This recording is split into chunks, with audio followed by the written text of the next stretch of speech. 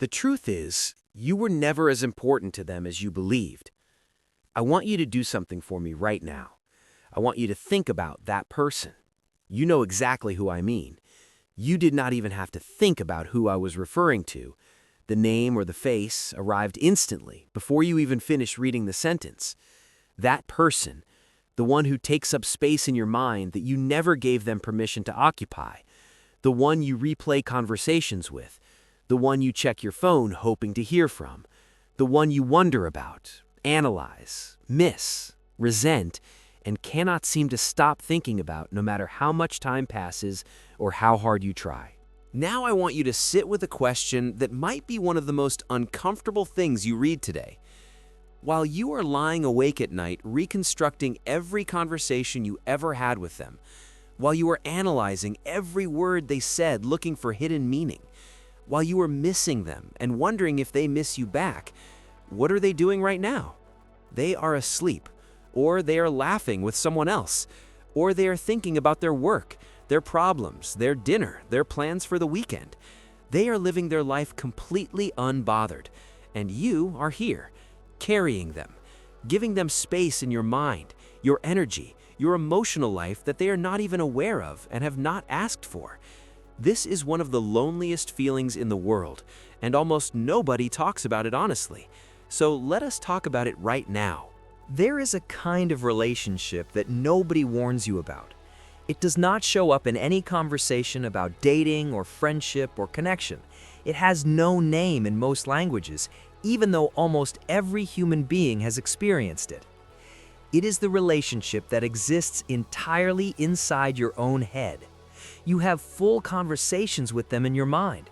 You imagine what you would say if you saw them. You rehearse confrontations that will never happen.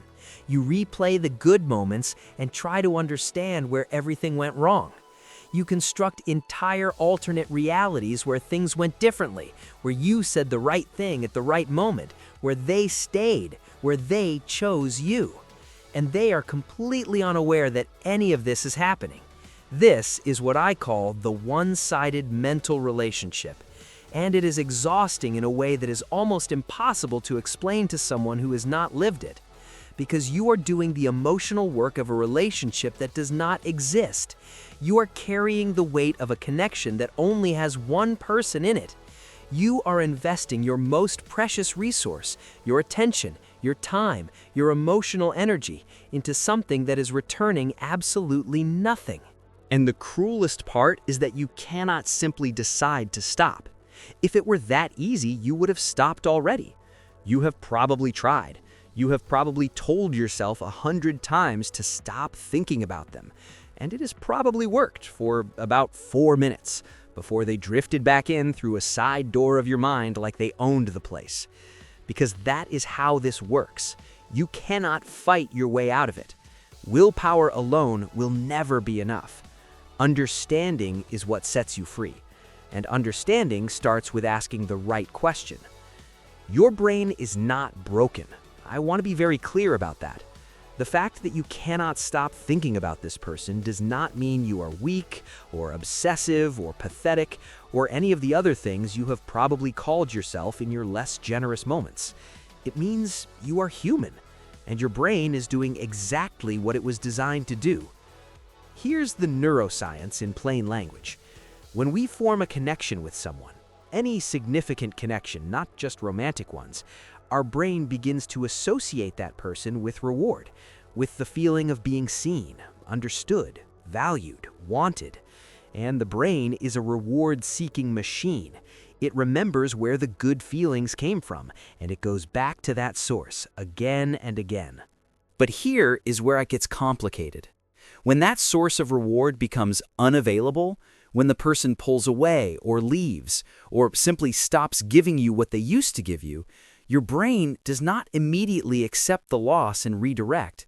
Instead, it does something almost counterintuitive. It increases your focus on that person. It makes you think about them more, not less. Because from an evolutionary standpoint, losing a source of connection and support was genuinely dangerous. So your brain treats it like a problem to be solved. It keeps bringing the person to the front of your mind because it is trying to figure out how to get the reward back. This is why breakups and one-sided situations are so mentally consuming. Your brain is not torturing you. It is trying to help you in the only way it knows how.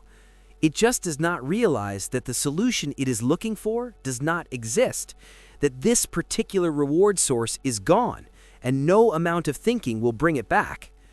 Knowing this does not make the thoughts stop immediately, but it does something important. It removes the shame. You are not weak for thinking about them. You are not pathetic for being unable to simply move on. You are a person with a human brain, doing what human brains do. And that understanding is the first step toward genuine freedom. Now, I want to tell you something that might challenge the story you have been telling yourself about this person. Because most of the time, when we cannot stop thinking about someone, we believe we are missing them. We believe the object of all this mental energy is the actual person, their specific laugh, their specific presence, the specific way they made us feel. But most of the time, that is not entirely true. What you are actually missing is more personal than that.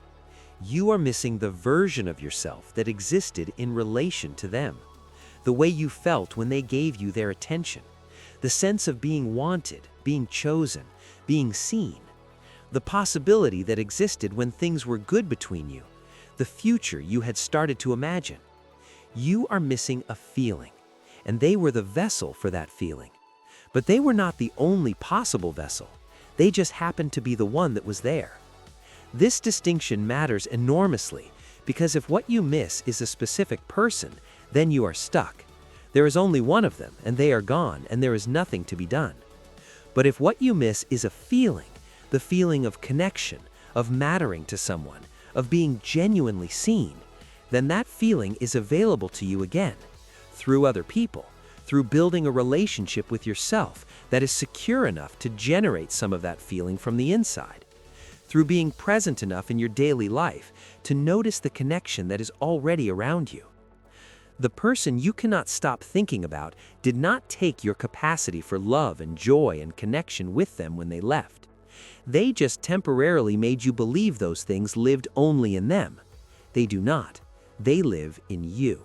While you are mentally living in a relationship that exists only in your mind, your actual life is happening without your full presence, and this is a cost that rarely gets named directly, but is absolutely real. Every hour you spend replaying old conversations is an hour you are not present in the conversation that is happening in front of you right now. Every morning you wake up and immediately reach for thoughts of them is a morning you lose before it has even begun. Every time you check their social media, every time you analyze their last message, every time you wonder what they are doing, you are choosing their ghost over your reality. And your reality has people in it, real, present, and available people who would genuinely value your attention if you gave it to them. Your reality has moments in it that are actually worth experiencing. Your reality has a version of you in it who is interesting, worthy, and capable of building something genuinely good. But that version of you cannot fully show up while you are spending so much of yourself on someone who is not even in the room. The person you cannot stop thinking about is living their full life. They are present in their days. They are investing their attention in the things and people in front of them. And you deserve to do the same. Not as a punishment, not as a strategy to make them miss you, but because your life, this actual, real, unrepeatable life, is worth showing up for. I am not going to tell you to simply move on, because anyone who's ever tried to simply move on knows that is not how any of this works. But I am going to tell you what actually does work, slowly and imperfectly and with setbacks, because that is the honest version. The first thing that actually works is interrupting the loop the moment you notice it. Not by fighting the thought. Fighting it gives it more energy, but by noticing it without judgment and gently redirecting. You can literally say to yourself, "There is that thought again," and then consciously bring your attention back to what is physically in front of you. This sounds almost embarrassingly simple, but it is genuinely effective when practiced consistently. You are retraining your brain one moment at a time. The second thing that actually works is filling your life with things that demand your presence, not distractions.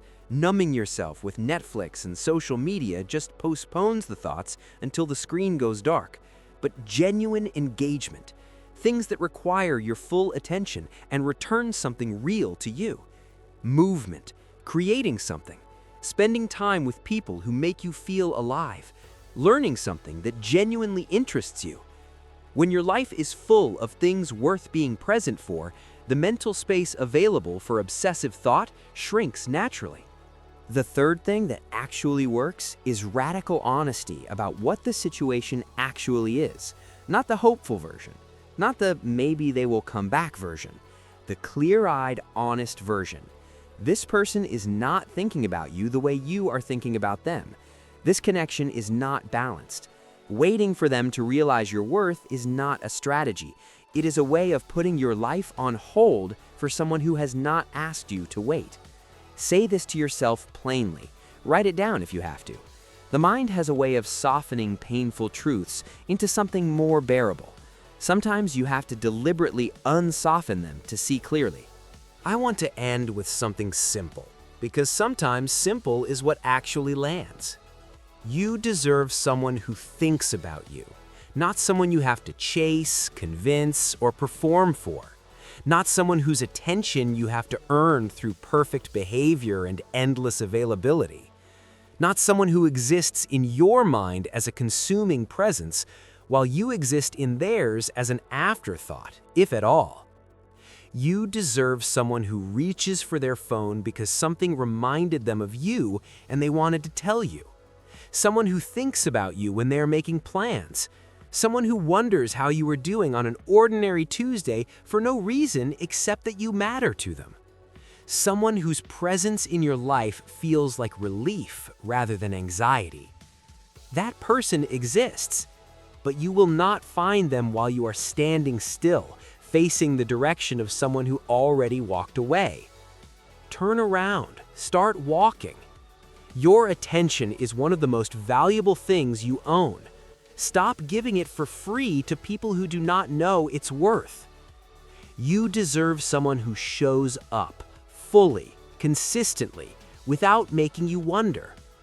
Do not settle for living inside a one-sided story when a real one is waiting for you to be present enough to find it.